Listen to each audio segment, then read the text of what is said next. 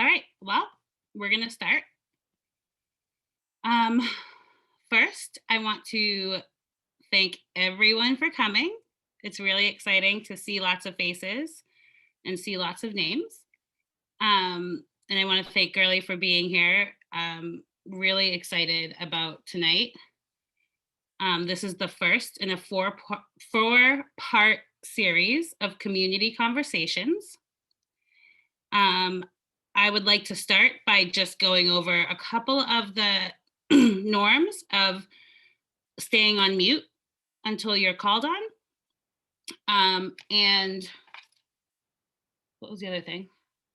Staying on mute until you're called on.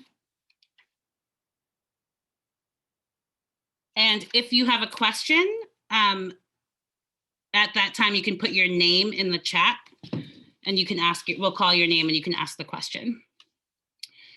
So we will start with quick introductions of the steering committee of COS. I am Jennipher Burgess, and I am I've lived in Belmont most of my life and an educator in Lexington. I will pass it to Sarah. Oh, maybe not. She's not, maybe not ready. Grace. I'm Grace. I live in Belmont. I'm a social worker. And then Sarah. Hi, I'm Sarah. I live in Belmont and I am an educator. And I'm very excited to hear from you this evening, Adrien. And I think Cynthia. Hi, I'm Cynthia Churchwell. I live in Belmont and I'm a librarian. Awesome. So I'm going to start by reading Gerly's bio. For those of you who are not familiar, she is amazing. And so I'll start. Gerly Adrien is the first Black Haitian American female city councilor at large for the city of Everett. She won on Tuesday, November 5th, 2019, with landing in the #1 spot, beating out 2 incumbents. She is passionate about people and passionate about service. She knows that fighting for fairness means ensuring individuals and families have access to the resources they need to have a better life. She wants to continue to fight to improve education, economic development, and the quality of life for the people of Everett. Gerly was born in Somerville, Powderhouse Boulevard Apartments. Both of her parents were born in Haiti. Gerly is very proud to be Haitian American. As the oldest with her siblings, Gerly's parents instilled in her and her 2 brothers the importance of serving others, and she has carried that value with her wherever she has gone in life. I am the first of my Jamaican side of the family, so I get it. As a teen, Gerly was a youth organizer at Teen Empowerment, where she helped create positive, impactful events for the youth of Somerville, and worked as a summer intern at the Somerville Community Corporation, where she learned firsthand the importance of affordable housing. After graduating from St. Clement High School, Gerly attended one of the nation's leading business schools, Bentley University, where she won the Hartnett Family Business Plan Award and was named a National Association of Black Accountants Distinguished Collegian Scholar. A proud member of Delta Sigma Pi business fraternity, Gerly also served as the president of the NABA chapter at Bentley, which received the NABA National Student Chapter Reporting Award during her tenure. While working towards her Bachelor of Science degree in management, Gerly continued her volunteer service as an English teacher for a local enrichment program and as a kindergarten teacher's aide at a public school in Waltham, and in Ghana, where she taught English to orphans. She has 8 years of experience in finance, nonprofit, and healthcare. She is currently a finance manager for a healthcare institute. With her experience as a landlord, she loves making sure her tenants feel at home. Gerly has recently received her MBA from Boston University, focusing on finance and health sector management. Previously, she worked at JP Morgan Chase, United South End Settlements, and at the US Department of Defense for the Inspector General of the Navy. Whatever she does, Gerly loves giving back. Every year, Gerly dedicates her birthday to her community. In various years, she has raised over $2,400 for the Brooklyn Steppers, an organization that supports arts performance education that she serves on as a board member. given away backpacks and supplies to more than 100 needy youth, and hosted a holiday appreciation dinner for 40 seniors in Everett. Gerly is also a small business owner of Tipping Cow Ice Cream Shop in Somerville, which provides nut-free and dairy-free options with her husband, David Lindsay. Tipping Cow Ice Cream is located in Somerville, Mass, near the neighborhood Gerly was born in. Tipping Cow has recently been awarded the Boston Magazine's Best of Boston 2020 for best ice cream. She enjoys baking, traveling, and watching movies. And without further ado, I will introduce Gerly. And my first couple of questions will be to tell us about yourself, your job, who you serve, and how race and racism has affected you and your job. And I want to add also the immigration, how you feel about immigration and firstborn Americans. So, Gerly. Well, first I want to say thank you guys. Thank you everyone for coming on. Thank you for organizing this. And this is just amazing. I like to see groups like this get organized and have these conversations with people is absolutely wonderful. In a city like mine, it's hard to do these type of things. So it's really great to see you guys doing this out in Belmont. So thank you, first of all. So about myself, because you've already told so much about me, I guess the most different thing I could say is, you know, as the first Black woman, as the first Haitian American city councilor at large in my hometown, Everett, I truly, truly love helping people. And I've gotten to see the value of what it means to have representation at the table who is fighting for their community as well as their issues that they really want to get solved or to see real changes in government. I tell people that this has been a lifelong dream for me. Since I was 10 years old, I said I wanted to run in Everett, and that's one of the reasons why I came back. And I said I had to run for office. It's sad though that when I was 10 years old, the person who was mayor, I actually serve with now on the city council. And one of the biggest challenges that I've noticed, and I still go through every single day, is just the fact that my colleagues still think it's 30 years ago. And the community has changed so much, and they're just not open to any of the ideas. It's only been a year and 2 months that I've been in office, and I always remind people that it's only been 14 months for me, and this is all new. But during that 14 months, my colleagues have asked me to resign. They have called me aggressive. My lovely mayor has called me disrespectful and that my comments are always ignorant. And it's been tough. It's been tough. And they always say that I like to use the race card. But at a time where with George Floyd and Breonna Taylor, it's important to have uncomfortable conversations about race and how we treat others. My colleagues still don't understand what racism is and how they treat me, which is really sad and very tough because at the end of the day, I'm a human being just like them. But for some reason, they don't see me the same.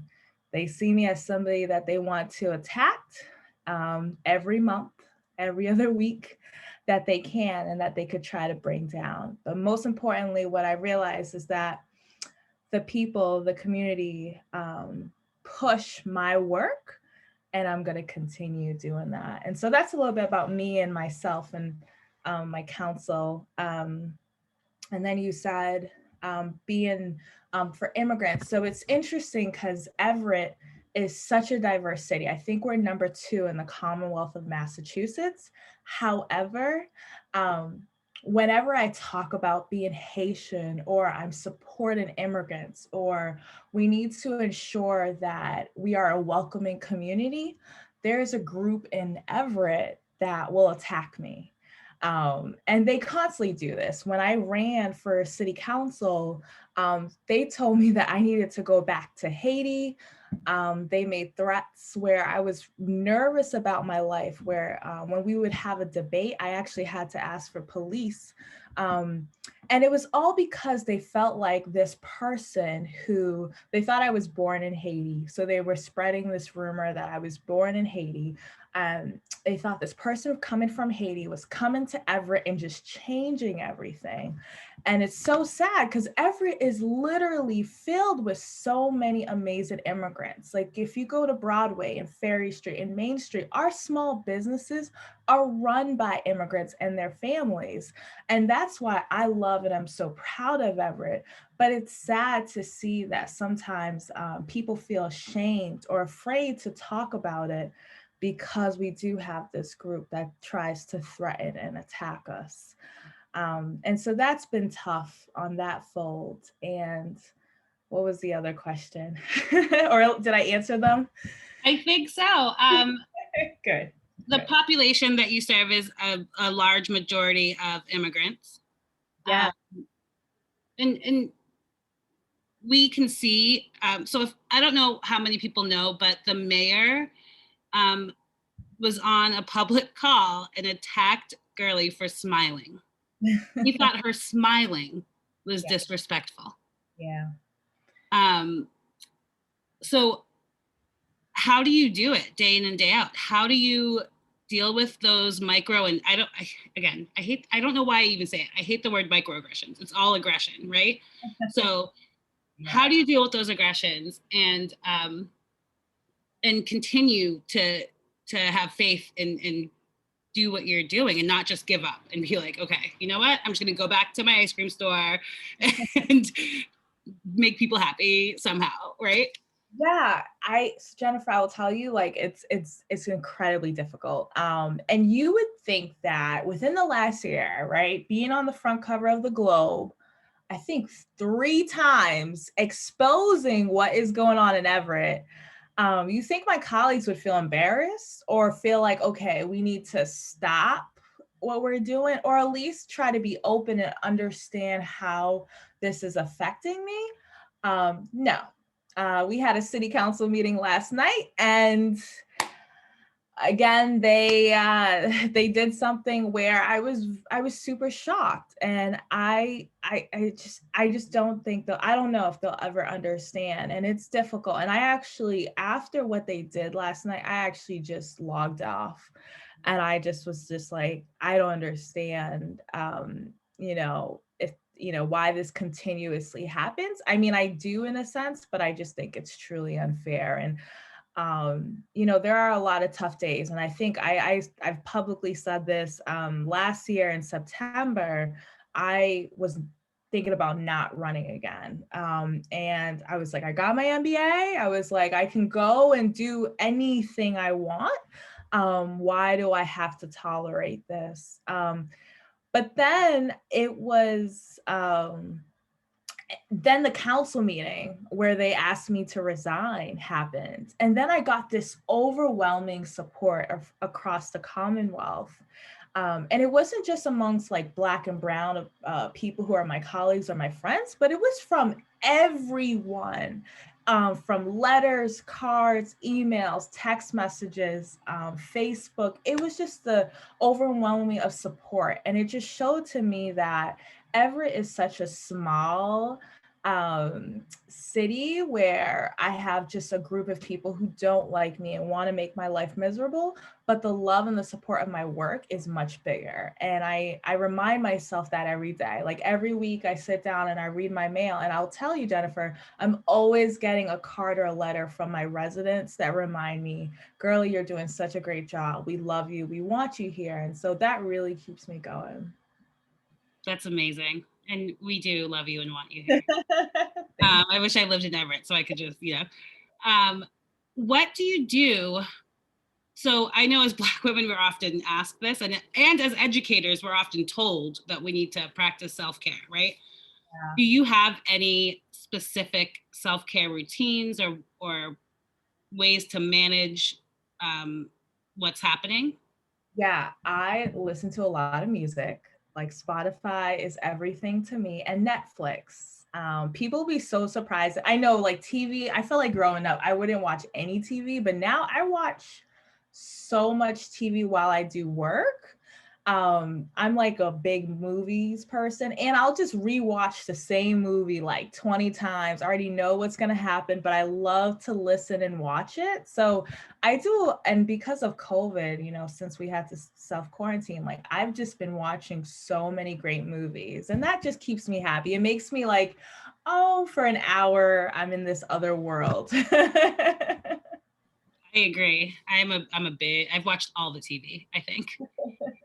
And then I'm going to ask one last question before I open it up for other questions. I just lost it. Oh, okay. There's two questions. How can people who do not live in Everett support you? How can we support your campaign? I don't know if everybody knows, but the mayor is running again, and we want to try and figure that out.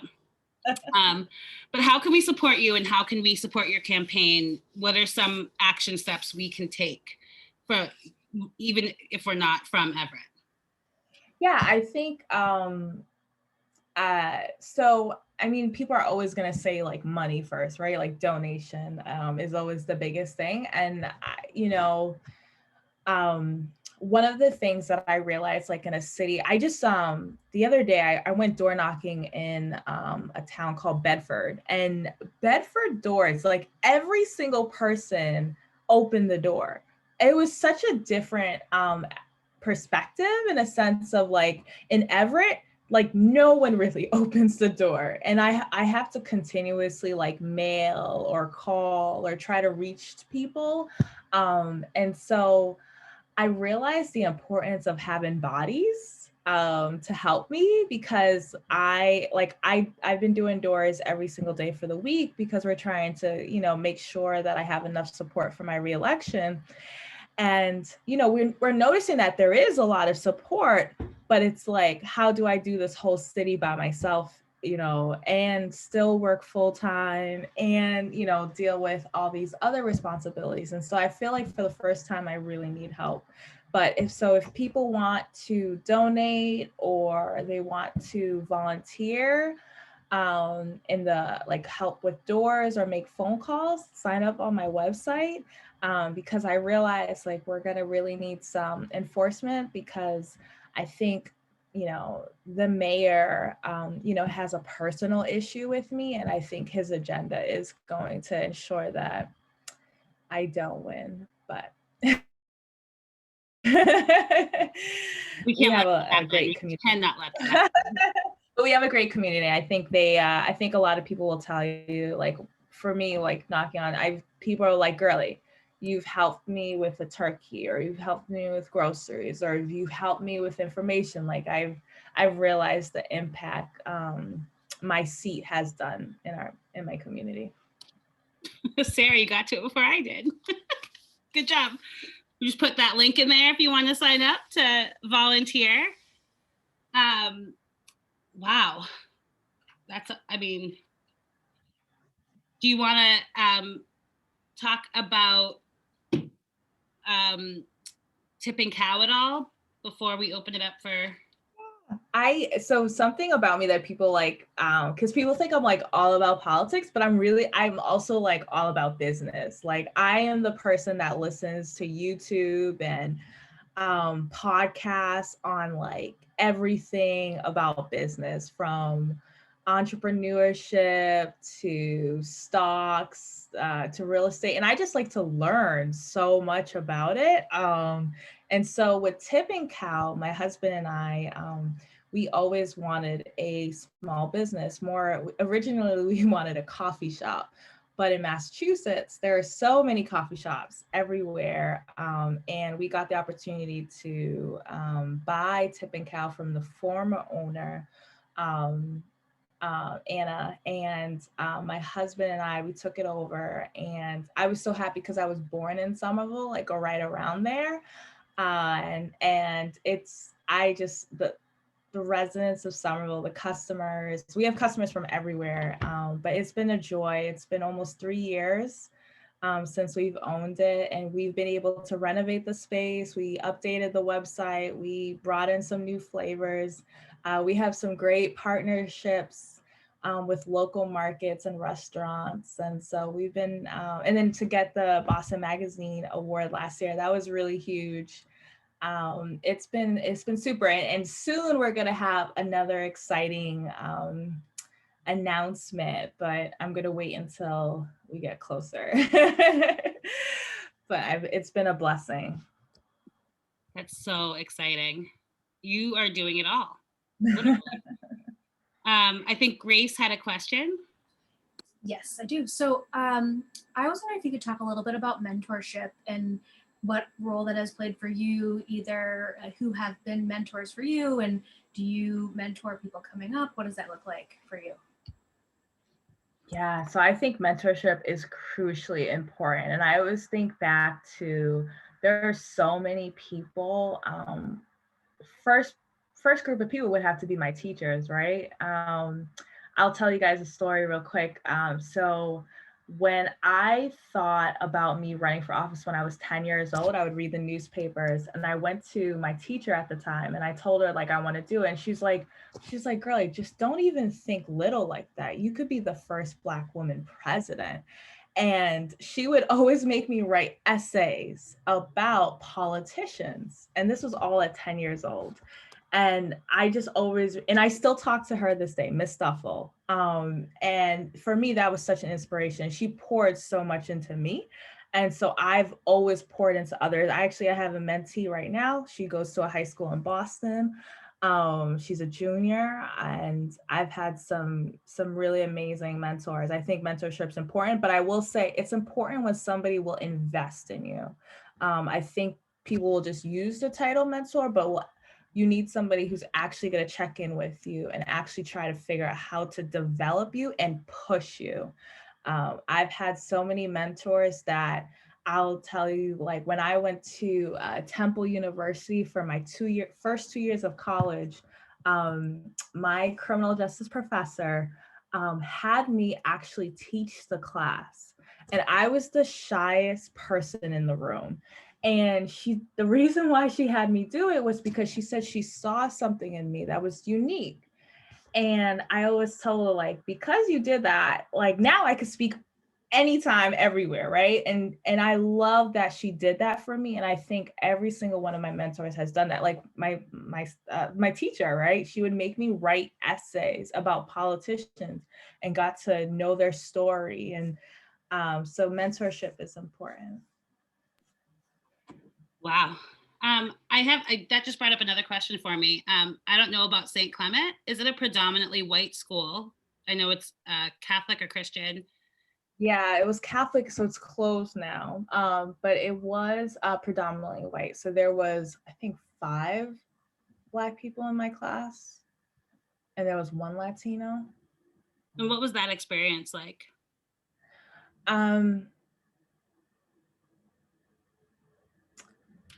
So high school was tough.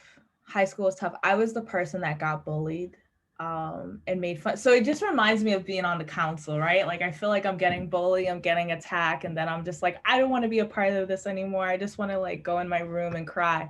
But it's definitely, it was tough. It was tough, but I think it made me stronger and thicker skin in a sense. That's why like when my council colleagues are like trying to attack me or do little things like try to figure out how I can't speak on the floor or anything. I'm like, oh, whatever. And I just smile. And I know that gets them really frustrated, but my high school experience, I definitely thought it made me tougher. But at that time, when I was 15, I started organizing with teen empowerment. And so I was a youth organizer. And so I got to go out in the community and talk about issues that I cared about. Like we were talking about gentrification.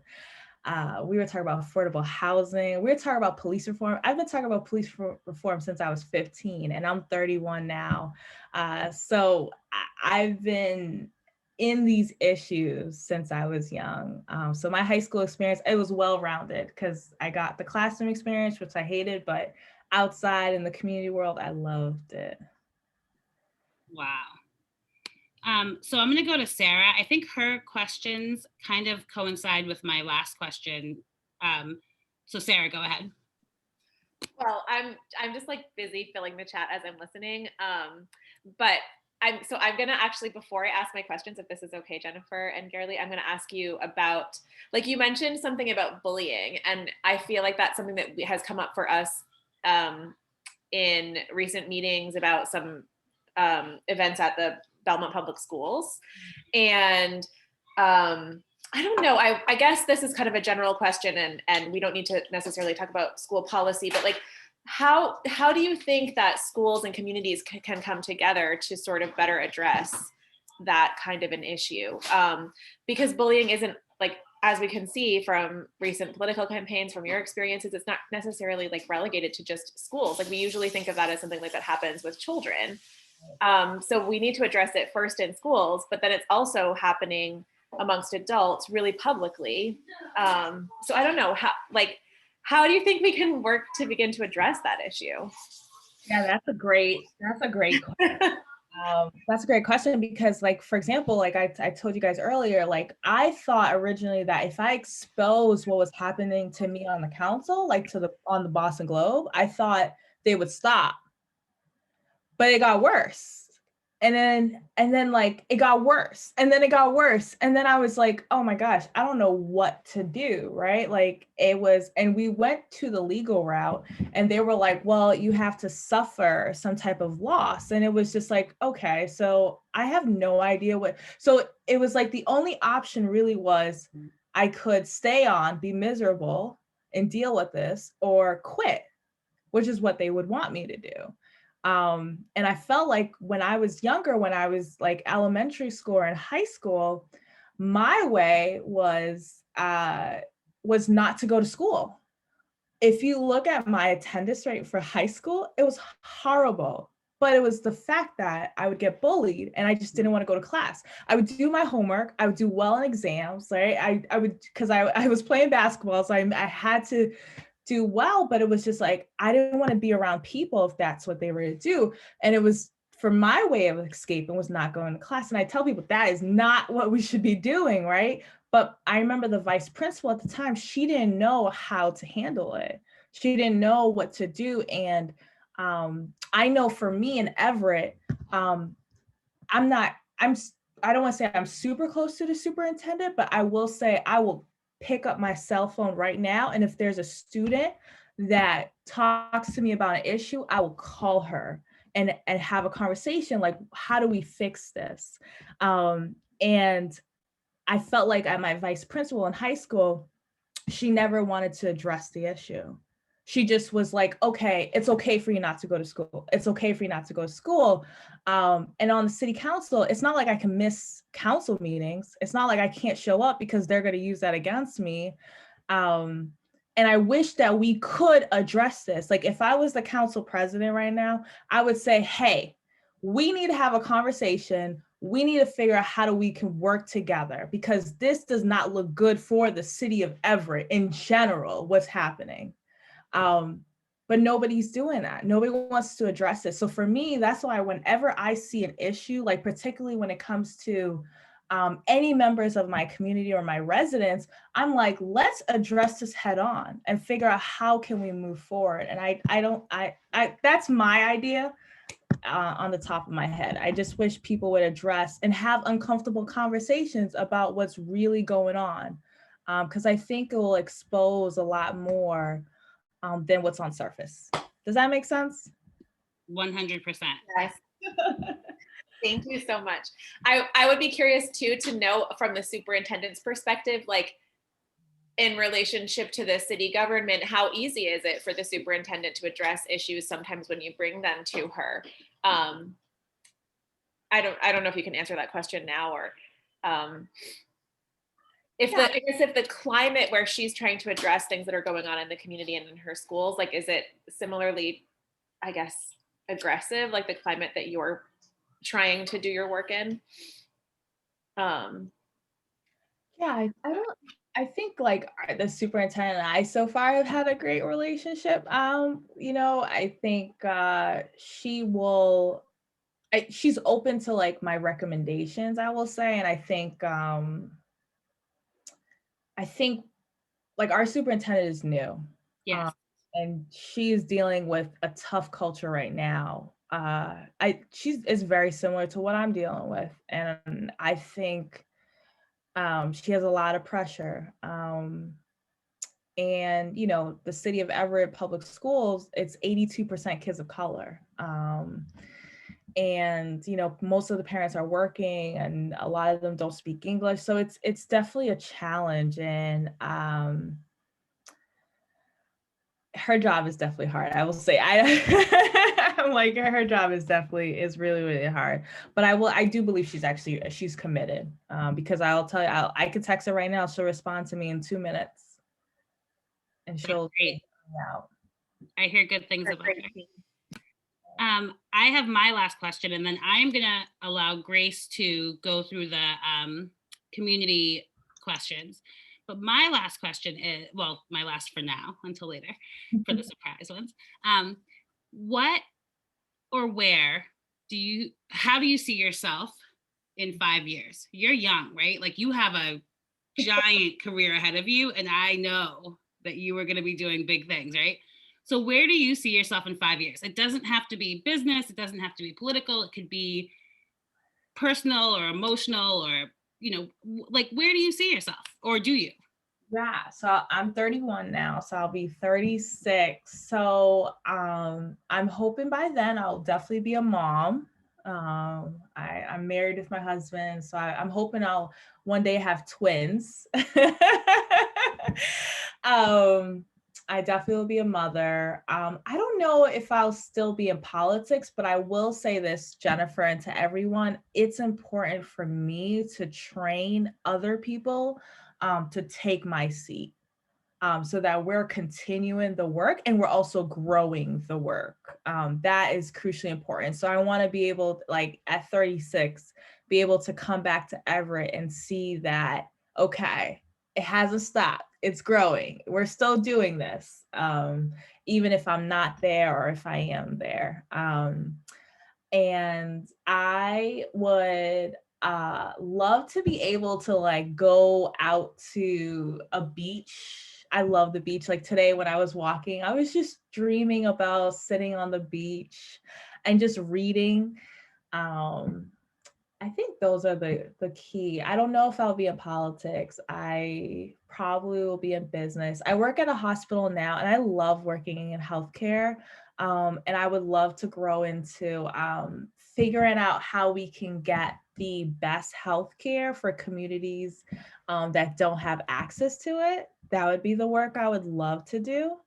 So maybe that in that area. Big things are going on. Grace, do you want to go to the first community? Yes, absolutely.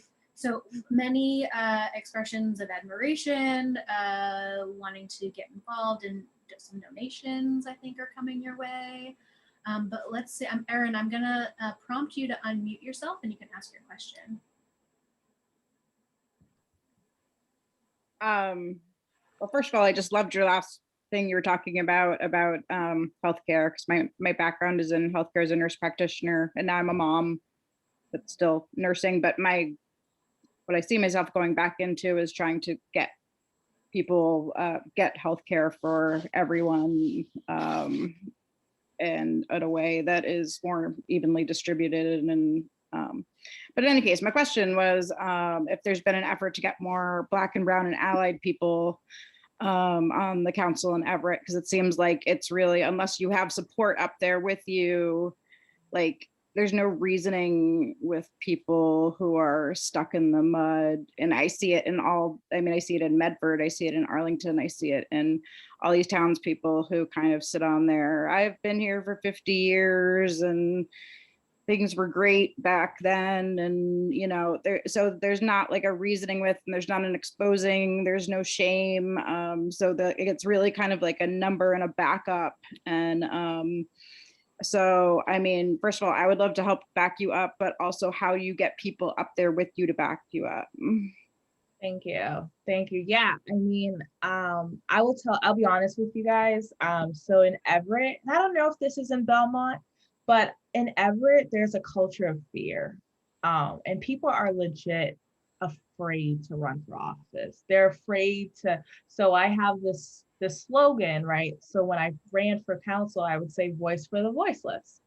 And Congresswoman Ayanna Pressley hates that term. She like can't stand it. But when I explained to her about how in Everett, people are so afraid to just speak out. They're just, because they'll get, like something will happen to us. So I'll give you guys an example. So during COVID, I partnered up with a local Everett business to help give out dinners to people in need. And that business owner actually got a call. Why are you helping Gerly? You are not supposed to do that. And his contract got threatened. And he was like, oh, okay, whatever. The second time he helped me out for Thanksgiving to give out meals. And he said, Gerly, I got the call again. And they told me that if I continue to help you, that, you know, something could happen. And I was like, oh my God, I'm so sorry. I will never call you again, right? I appreciate your help. I don't want you to get in trouble. But he said, no, it's about the principle. They can't be doing this. So many people are afraid to get those type of calls, or something happened to their house, or they won't get a permit pass, or things like that. And so they're just so afraid to run or even just speak out. Like if I can get members to come to a public comment for a council meeting, I feel like that's a victory, because I had one person call for a public comment during the budget time because I thought residents were allowed to speak on the budget. And they got a call the next day that resources were going to be threatened. I have community organizations that I love with my heart that didn't get funding during the pandemic because they support me. And so there's this culture of fear in Everett that if you do stand up, you're gonna lose out. And so it's been hard to try to recruit people. I try to recruit people every single week. Every single week. Wow, that's a lot. Girl, my admiration keeps growing. Grace. Yes. So Anne wants to know who's threatening and what their phone number is, and she's gonna. And Anne is dead ass serious.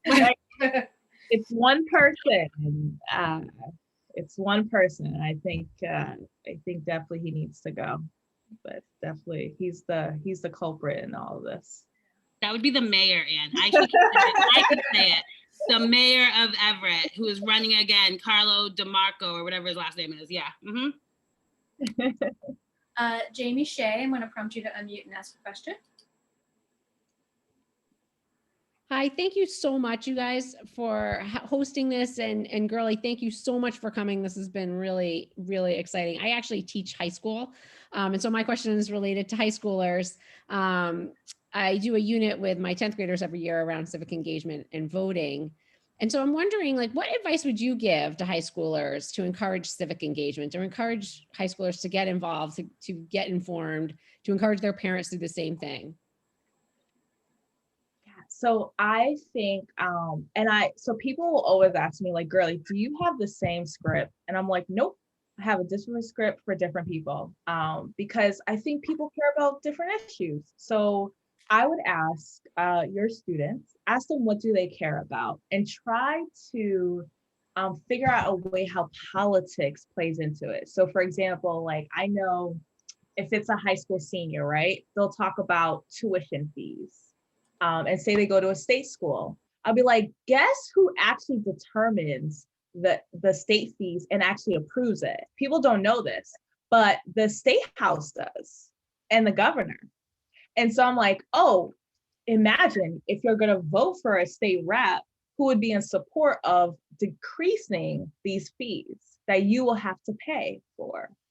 And they'll be like, oh my gosh, I would never have known that. So I would say ask them an issue. And I think any issue, honestly, can go back to politics. From restaurants to TV, for example, like determining who Comcast or RCN or Verizon gets to come into the city, internet service. Like, I think it all can go back to politics. And I would be like, this is why it's important for you to vote. And then have them ask their parents as well, an issue that they care about, and see how they can play into politics with it. I do this with the Everett seniors, and they love it. I actually asked them why do they think voting is important, and to hear their views, because sometimes people just don't understand why it's important, and nobody has ever explained to them why. Does that make sense? Did I answer your question? Thank you, Jamie. Jamie's doing good stuff. Grace. Okay, so Tom, you had a comment, and I'll call on you to unmute yourself if you want to say it out loud. Yes, thank you. And thanks to everybody for making this event possible, and all the organizers. I'll be brief.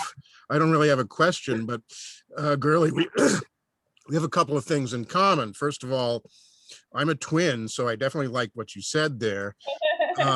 And second of all, I've taught or worked at the schools you went while you were there. I taught at Bentley for 10 years, and I worked at BU in the library. So I don't know if our paths have crossed. You weren't in my class. I would remember that. I'm really shy. I'll tell you, I don't speak. I don't raise my hand. Like, I'd be in the class in the back. So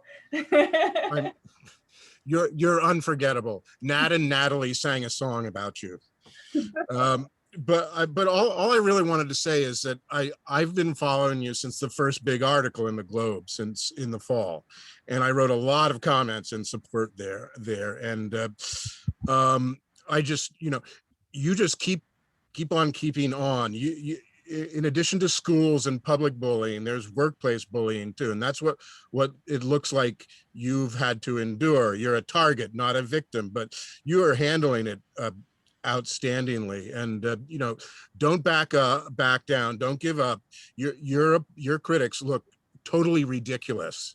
The last thing I want to say is you're part of a generation that is so inspiring to all the other generations.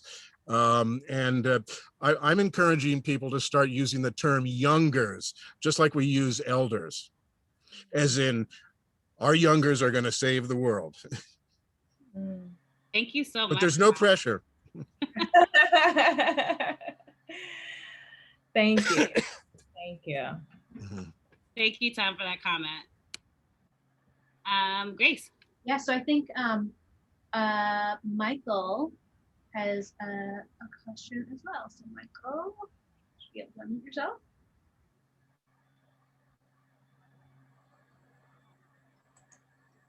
Yes, thank you so much for coming to speak to us. I really appreciate you coming to speak to us. You just have a very clear and concise way of you're trying to fight for average folks and trying to stand up to sort of the type of culture there.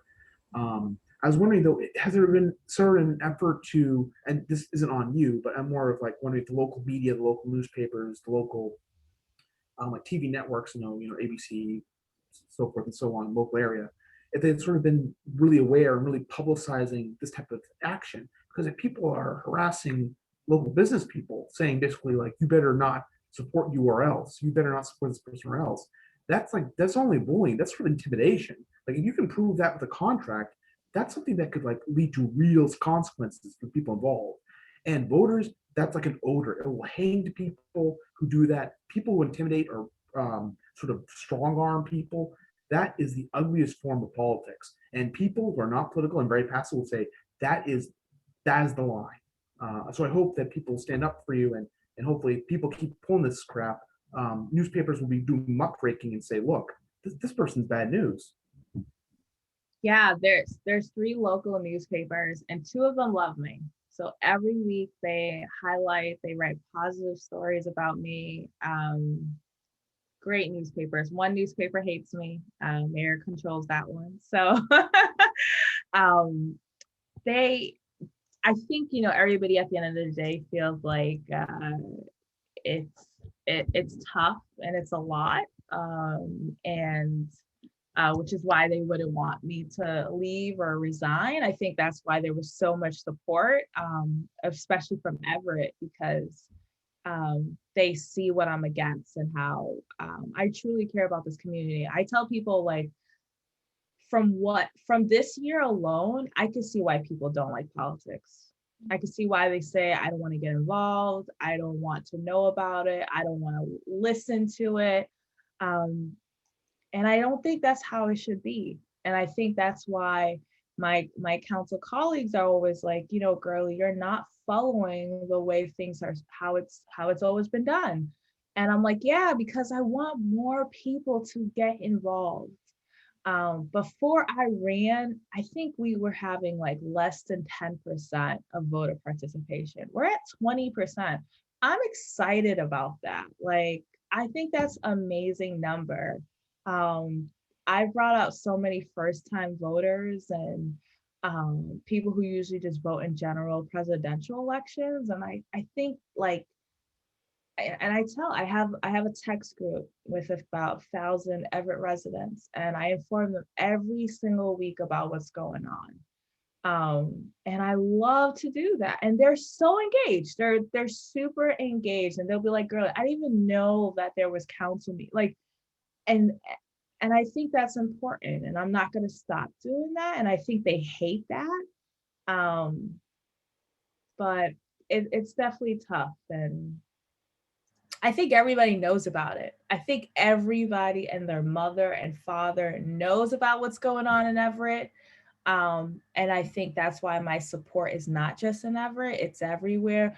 Like, I'll say this, this year, my campaign finance report came out, and the first thing, the newspaper that hates me, front cover, Gerly has outside support. For me, I thought it was a great thing. They portrayed it in such a bad light that Everett residents were calling me, was like, Gerly, who do you know in Detroit? And I was like, I had one person donate from my friend from Detroit, $10. But that's what they highlighted. Like, I had my best friend in Philly donate $100. Like, I had 200 Everett donors, but nowhere in the article talked about that. And it was like they tried to take anything and make it into such a big bad light for me. And I thought it was great that I had, they listed all these politicians that donated to me. I thought it was great to show, like, oh, I know all these people, but they were like, it's so bad. And just to, I don't know how many folks know about what happened with the superintendent, the former superintendent in Everett, but there were some very egregious acts that happened, and a lot of the same things that we're seeing with the mayor. It's not uncommon, and it took a long time, but they got him out, so there is hope. Right? Like, they did get that superintendent out and replaced him with someone who is much better and more prepared and more willing. So it is not impossible, and we can help make that, ride that wave, right? Grace. Nothing's impossible. Nothing's impossible. I'm going to call on myself again. Well, hoping you can tell us a little bit about either your favorite constituent issue that you're able to resolve, or even if you weren't able to resolve an issue, like some of your favorite constituent interactions I'll tell you guys a funny one. So my residents call me about everything, and I'll never say I'm not going to help you, right? So I deal with a lot of unemployment issues every week. And that's more for the state rep, state senator, but I love helping my residents. So I get everything. And one time early on, somebody called me and they said they lost their wallet and if I could help them. And I was like, I don't know how. And I was like, okay, let's talk about this. Where did you lose your wallet? And he lost it on one of the main streets in Everett, he thinks, at the next to the laundromat. And I was like, okay. I was like, all right, let's think about this. And I said, you know what? Call me back in a day. And so I sent an email to the chief of police and I was like, hey, an Everett resident lost their wallet at the store. And the chief of police is like, okay, girly, like, I was like, well, did anybody find a wallet or anything? And he was like, no. And I was like, okay. So the guy calls me the next day and he's like, did you get anything? I was like, no, but you know what? We'll keep trying. We'll keep trying. And I'll tell you guys this, the next day, the chief of police called me and they found the wallet. And it was in one of the police officers like back seat of the car. But the guy was so happy because his social security card was in there. Bad idea. But he was so happy that, you know, I was able to connect him and the police officer and etc. that we found the wallet. And it took us 3 days. But for me, it was just so, you know, that's not something that, you know, I think you would call your counselor to help you with. But he was so happy to, you know, because when he first went down to the station, they didn't really want to talk to him because he has an accent. So I felt like he needed me to be able to communicate, and I was that bridge. And then we found it. That made me really happy. And I remember telling my dad, I said, yeah, somebody called me about, he's like, girl, they just think you're Superwoman, right? And I'm like, I know, but it made him so happy. That made me laugh. That's a great story. So I can't see the chat. That's So okay. great. So Sarah, I'm gonna call on you to ask one of your next questions. You can unmute yourself. Oh, hi, Kim. Hi, Kim. Okay, let me see here. I put a couple in. I think my first question may be something that we already touched on, but it was, how do you see your business background informing your work in city government? So I know we kind of touched on this a little bit, but if you're willing to go back to it. Yeah, I mean, when it was budget time, so I'm a finance manager now for one of the hospitals in Massachusetts, and I love numbers. I'm a big Excel data person. And when it was time for the budget, one of the issues that I heard when I was running was people felt like they had no idea where the money was going, how the budget was being spent, et cetera, et cetera. So what I did was I hosted a budget one-on-one town hall, and I broke down the budget for everybody. And I let them know what was the questions I had when I was reading the budget and why I came up with those questions. So it was like I was a student learning as well, just for everybody else to understand what's going on. And they loved it. Like I broke down the general fund, I broke down public safety budget, I broke down where the casino money was going.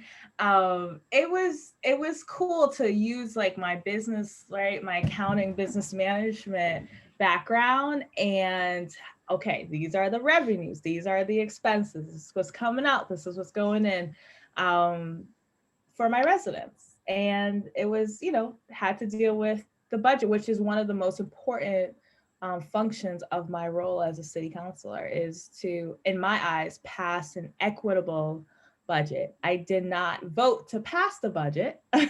So it was not an equitable budget at all. And there were a lot of questions that they would not answer. But I thought that was great in doing that. Mix in my business love for budgets for my residents to understand. That sounds amazing. Can I ask a follow-up question? Is that okay, moderators? Yeah, go ahead. Thank you. That's so interesting hearing you talk about an equitable budget. And in Belmont right now, we are, hoping to establish a task force, a citywide task force that I think one of their roles may be thinking more about the town budget and equity questions. So I would love to hear from you. Give us some pointers as far as what do you look for in terms of the city budget and equity, and maybe you can give us some reason, if you can also talk to us about what it was about the budget that made you not give it your vote. Yeah, I think every dollar that is being spent, I think in general, right, how does it benefit the community as a whole, right? Not just one segment of the community, because I feel like that's what happens in Everett. It's I'll say this, for example, we have the mayor funds the veterans and the seniors, but what about everybody else? There's no community resources for any other group. And it's wait, why not? Why is there no community resources for any other group? Why is it only seniors and veterans? And I don't want it to be, because I understand, right? Seniors don't have jobs or, right, employment, etc. But it's is there a real reason as to why? And once I dug into as to why, I was not satisfied with the answer. I was asking for community resources because I knew within the last year, at looking at the data of what people were coming into City Hall and what they were asking for, we were not supporting. We have no workforce development, no job training, no career, nothing in our city like that. And I think a city like Everett, that is a big, important priority for our city. So I would look at your community as a whole and figure out, okay, what does everybody need that they could benefit from, not just specific one group of people. And then I noticed that in our budget, there would be titles. So I asked for the list of all the titles of their positions. And I actually asked for job descriptions to see what people were doing, and they wouldn't supply that. So that was something for me where I was oh, okay, so people are just having jobs just to have jobs. How is this benefiting the community? We should be public with this. And they didn't want to. And that's when I noticed, okay, that's also another problem where, because for me right now, I'm fighting at City Hall for us to have more jobs, more people that work at City Hall that look like the community. We do not have one Black or brown leadership at City Hall. And I think that's a problem. It's a huge problem. We have nobody that speaks Spanish.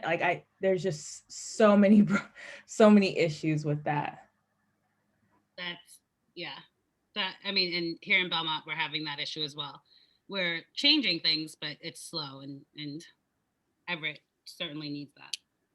I have a question about, you brought up the casino. I have not been there. Me neither. I think about the casino, and when they were talking about building it, immediately I thought of New Jersey, and how once all of those casinos went in, the neighborhood, the property taxes went down, and there's a lot of empty buildings and a lot of drugs and addiction and homelessness. And so I'm wondering if you've seen a change since the casino opened. I know it was closed for a while, but have you seen any changes in that area? And then I have a couple follow-ups, but yeah. Yeah, I think so. First of all, Massachusetts, I think is a hot market real estate state, right? So I it seems like the prices are still going up in Everett, but there was a time where it did go down, and it's it's slowly going back up again. I mean, homelessness has increased. Crime because of the casino has increased, right? I think for me, what was promised from the casino was that Everett residents would be prioritized for jobs. And at the time, only less than 10% of Everett residents got jobs from the casino. And so that was something that, still has me really sad because, we voted for it. That was one of the main reasons why we wanted it. And so I know so many people in Everett who are laid off and who don't have jobs, and we have this casino here, and most of them are not from Everett, so I think that's one of the things that makes me truly sad. And people say a lot of people have moved out of Everett when the casino came in. A lot of people just felt like they didn't want to, live in a city that had a casino. But it was interesting that they voted for it, but now they've left, which is interesting. But did that make sense? Yeah, and you answered my second question around hiring folks from Everett. I also wanted to talk a little bit about affordable housing and what is going on in Everett with affordable housing. I know in this area, in Belmont, there's like basically zero, and what you find is not actually affordable, right? Like, oh, you can have and this happens all over Massachusetts, but like you can have a studio for $1,500, and that's supposed to be affordable for someone, and then pay $300 to park your car if you happen to have a car. And then if you have a pet, it's like another $100. And speaking as an education support professional, I know that is not feasible and manageable. So I wonder what's happening with affordable housing, and how, like,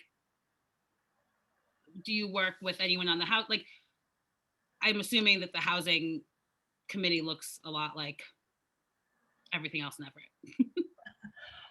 So one of our counselors created the housing task force. And I know she was just working on the affordable or housing trust, but I just learned last night that it's not like funds are going into it, or, like the mayor has to apply for grants. And so I felt like that does nothing. I think, first of all, we need to increase, and I know some developers are going to get frustrated with this, but I think increasing the requirement for the minimum number of affordable housing to be built, and then actually holding them accountable to doing that, I think, again, is another important thing that I don't think is actually being done. I think on the local level, we just passed linkage fees. I don't know if you guys know what linkage fees are, but basically when a developer comes in, number of square feet, their application fees, they'll have to pay an additional fee, and that fee will go into this bucket, and the mayor can decide what to do with that bucket. And so that's supposed to generate a lot of money. I know that it took the mayor, they said it took the mayor at least 5 years to get this passed. And I think there was a reason why it took this long to not get it passed, because I don't think affordable housing was a priority, because I think for 5 years we've missed out, and we've had so much development in Everett. So, but I also think the fact that the mayor wanted the fees to be so low, and I voted against it because there was a study done that said the fees should have been a lot higher than what the mayor was recommending. And so I feel like, again, we're missing out on money that could really help build more affordable housing or keep people in their homes and home ownership. But I also think, Jennifer, like we don't talk a lot more about home ownership, especially in Black and Brown communities. I feel like we're always talking about, okay, affordable house, affordable, but we need to be pushing people to actually owning their home and creating generational wealth. And I don't think that conversation is emphasized enough. And that's another aspect that, so whenever I talk about affordable housing, I'm like, okay, are you owning your home? What's blocking you? Or how can we build together so that you could own your own home? Is it the fear of getting the mortgage? Is it your credit score? Like let's figure that out so that you can actually own it, so that you don't ever have to get kicked out or worry about increasing prices, right, for the rent fees. I think that's important. Yeah, 100%. I get a lot of the affordable home ownership and the affordable rentals. And I think, you know, from what I've heard from a lot of folks is like, a lot of folks don't even know that there's like a free 4-part course you can take about home ownership, which also gets like links you to other people. And I don't know if Everett has anything like that. I did mine in Cambridge. And the 20% down payment is the other hard part.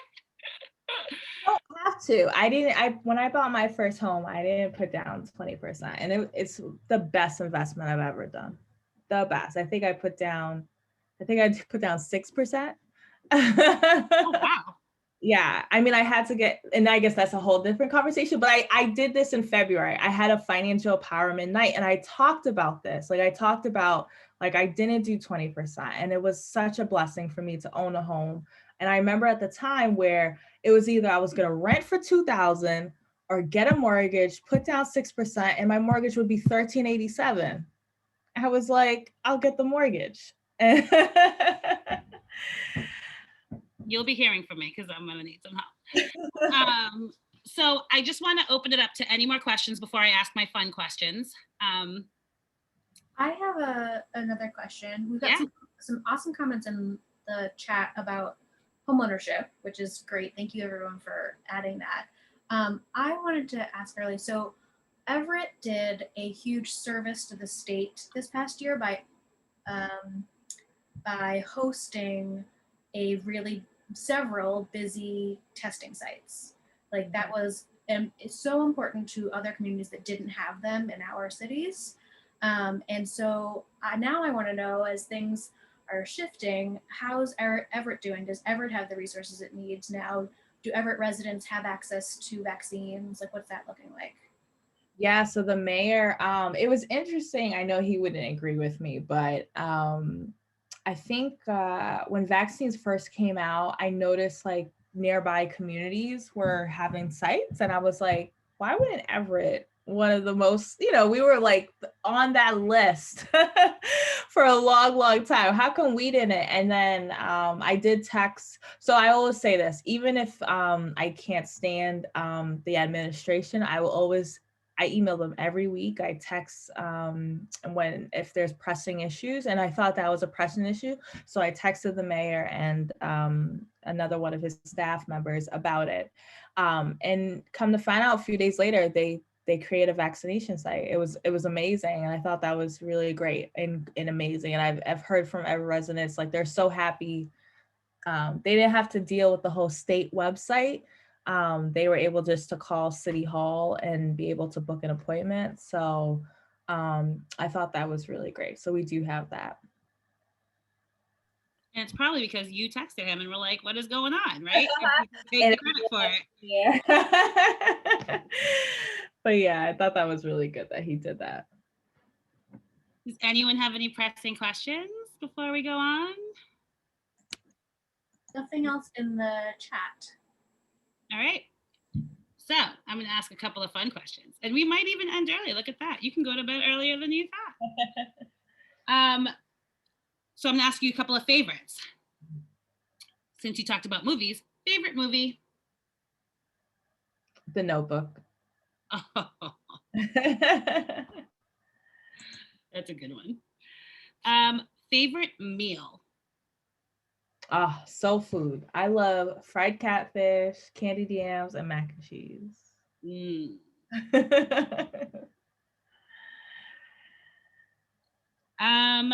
Favorite place to vacation or travel to?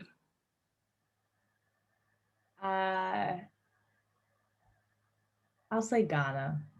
I think Ghana was the best place I've been to so far. And I feel like I've been to like Italy, Paris, Morocco, Cancun, Dominican Republic. I would say Ghana was the best. I have a cousin that lives there right now. She just moved there like 2 years ago.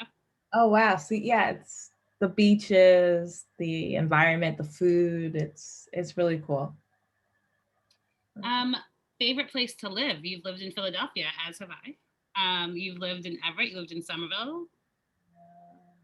I would say I loved living in New York. I did. When I was living in New York, I lived in downtown Brooklyn. And now downtown Brooklyn is so different. But I loved living there. It was great to see different people all the time, different food, different cultures all together. I lived right next to the Brooklyn Bridge, so I would wake up early in the morning. I would try to run it, but to see that view is really nice.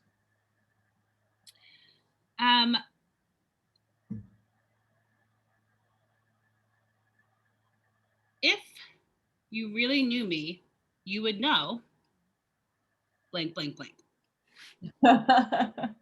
I like to mix my food all together. Like, you know how people like to separate their food or have it like not touch each other? I love like mixing and mashing everything together and just eating it. So like my catfish, candy yams, and mac and cheese would be like, it's like, it'll look like baby food. It's all messed up together. It tastes so good to me. But everybody knows that about me. Like they'll be like, don't look at Gerly's food. Yeah, I mean, I guess that's all that we have questions for. Unless anyone has any pressing questions, is there anything that you want to leave us with besides your website and volunteering and donating money and fans? Is there anything, parting words or anything you'd like to leave us with? I always say people just encourage anyone you know. It could be a teacher, it could be your doctor, your nurse, it could be the medical assistant, the front desk, it could be a janitor. Just saying thank you and encouraging them, because you never know what people are going through, but they're working hard to serve you. And I feel like with my role, I'm here to serve. And some people don't know the challenges that I'm going through or how tough it is, or that I sometimes cry because I'm like, this is really hard. But when I see people say thank you or like, comments like this, I'm like, okay, I can keep going. So. Well, Gerly, I just have to thank you so much. I am so inspired, re-inspired. I'm so grateful that you took time out to be with us. I am going to bend your ear because now I have your cell phone number too. And I'm just in awe of everything that you do day in and day out with the constraints you have around you, and I know what it is to go up against a machine. So not the way you do apparently, but I really appreciate your dedication and love you. Aww. If there's anyone else that wants to say anything, go ahead.